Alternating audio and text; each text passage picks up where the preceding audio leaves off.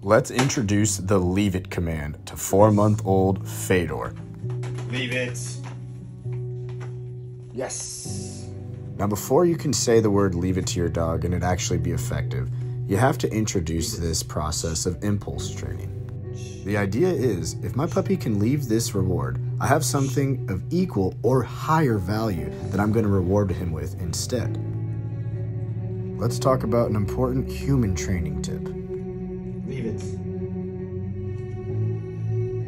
Notice how I remain patient and wait for my dog to check back in order to mark with yes and a reward. Now, in the event your dog tries to go back for the temptation treat, be sure to follow up with correction sound instead of repeating the word leave it over and over. Good boy. Leave it. One of the biggest mistakes I see when I watch people train leave it is they accidentally reward with the temptation treat. It's important to keep in mind what we use the leave it command for. Generally, this is going to be something we use when we want to restrict our dog from an area that could be hazardous and or toxic. And that's why you'll see each time Fedor lets go of the focus onto the reward and chooses me, I'm going to mark with yes and treat him with something better from my pouch. Now, you should not move on to the next portion until you've mastered the drop it command. If you do not know how to practice drop it with your dog, be sure to refer to my other video on that topic. Now we've moved on to practicing leave it walk-bys with the old treat pouch. Yes. The first human training tip for this exercise is to be sure to practice using an item that you know is going to be low level of interest to your dog. For your dog, that can be something as simple as your keys or maybe a piece of mail. You know your dog best, so be sure to set yourself up for success early on to make it clear to your dog that when they leave that item alone, you have something better in store. Now let's talk about corrections.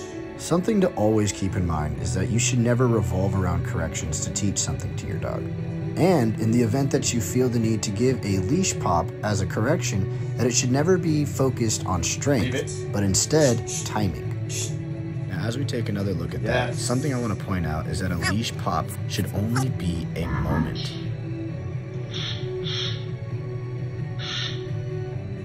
Now, if that second leash pop did not do the trick, I would have just scatter fed a bunch of rewards on the floor next to Fedor. You are never supposed to escalate in your strength. Once it's clear that your dog has no interest in the temptation item, make sure that you try a little bit of some other challenges. I don't like putting a single treat on the floor because once your dog figures out that they're faster than you, they may use their speed against you. So instead, I put several treats inside this glove because I know that I can go ahead and scatter feed in the event that he decides to pick up the glove and ignore me, but I have faith in Fedor. Let's see how he does here.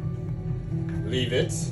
Yes. And would you look at that, the speed and precision, what a good boy. If your dog decided to show more interest in that item, do a couple of walk-bys, and remember, that doesn't mean you are done teaching the leave it command. It is your job to proof several items and practice applying the leave it command in a controlled setting over and over so that you can trust your dog in the real life scenarios. Be sure to share this to someone you know who can benefit.